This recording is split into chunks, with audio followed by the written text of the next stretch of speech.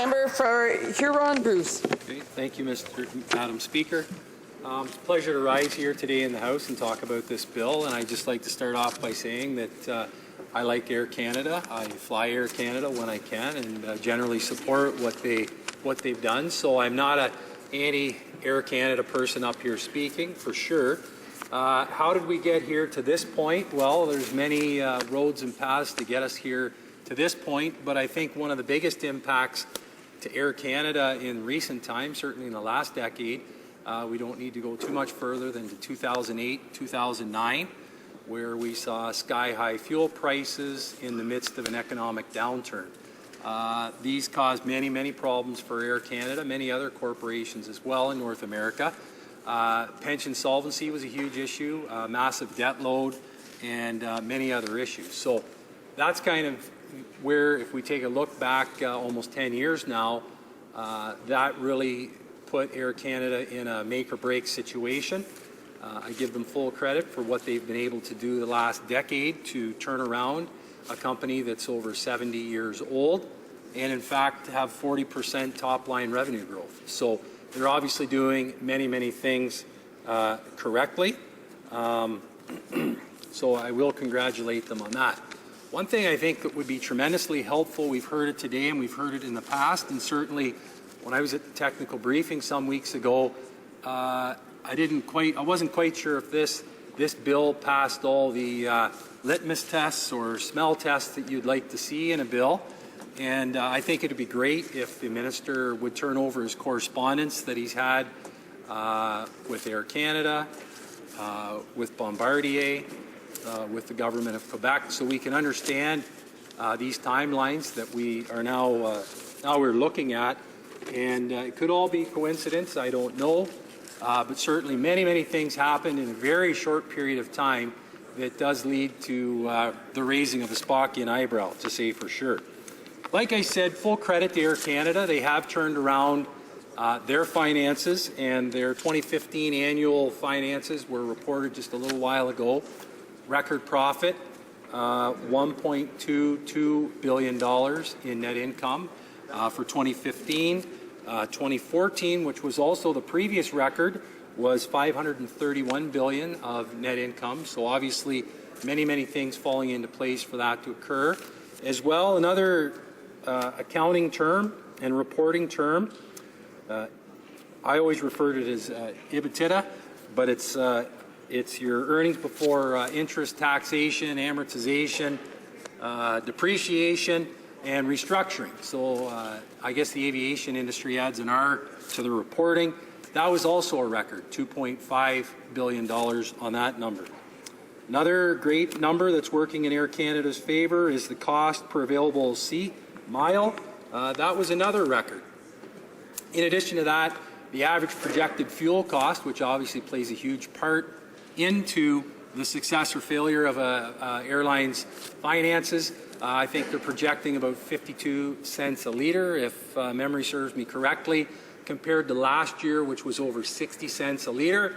And if we compare that to 08 and 09, obviously these are really good. So there's a lot of things that are trending in the right direction for Air Canada and their finances. And in fact, things are going so well, they also announced that they're going to repurchase up to 10 million shares, and with the option of repurchasing additional 5 million shares. Those shares are close to $9 per share. So obviously there is some available capital to Air Canada at this point in time.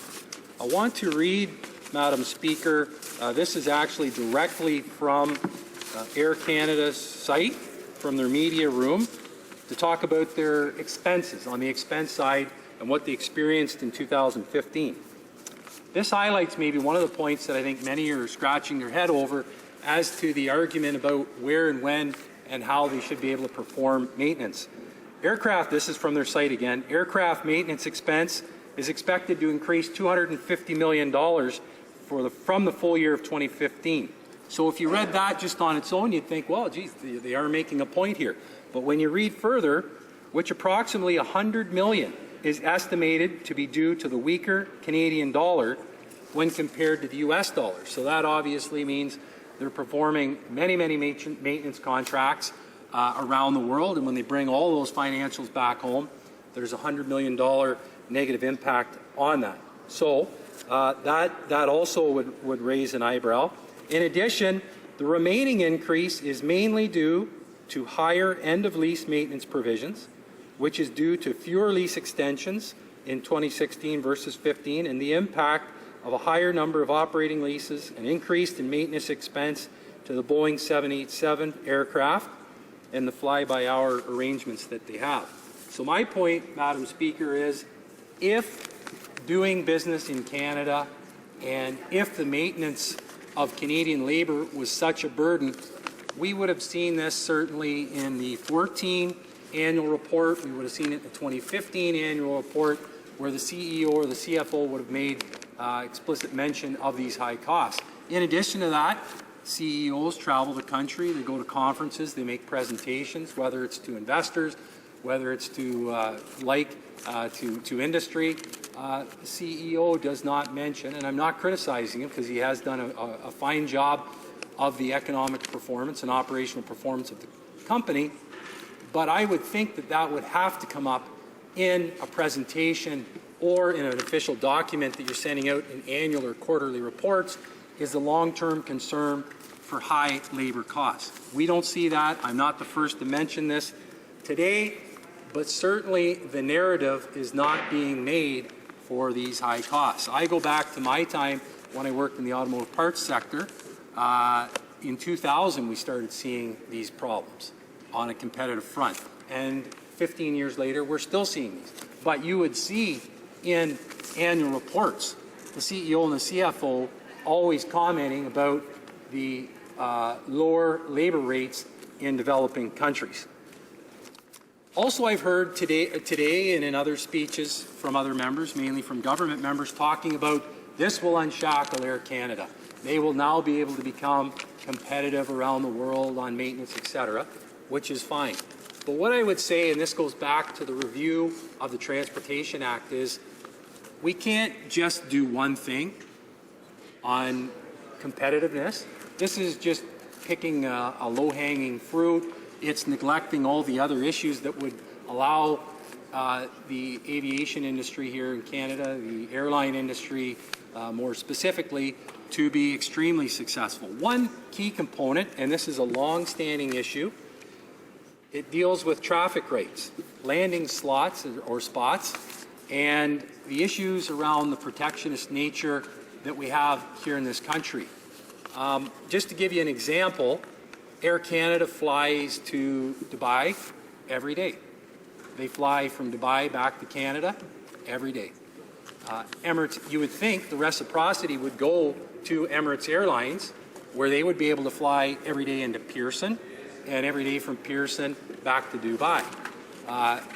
My research indicates to me that it's only 3 days a week.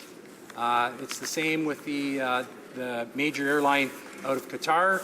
They have 3 flights a week from Qatar to Montreal, vice versa. So why not include that in here, landing slots? Why not make it available? I mean, Air Canada has increased the number of flights to Dubai.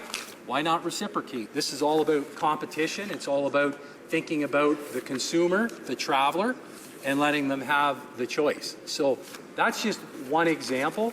The Review Act actually mentions that in it, that there should be 7 days a week for flights to those countries. So I lay that out. I've talked about timing. Others have talked about Avios. I would be interested as well to hear from the union that just ratified their agreement on behalf of 7,500 members. If they were aware of this legislation coming forward, I'm sure they would have some interesting comments for the public on that. And in addition to, you can get cheaper elsewhere, I don't believe that. I know at the company I used to work for at Westcast, we dealt with China, we dealt with South Korea, we dealt with Mexico, we dealt with all these, but where do they go now to get world-class R&D work? Right in Ontario, because we have the know-how. Thank you.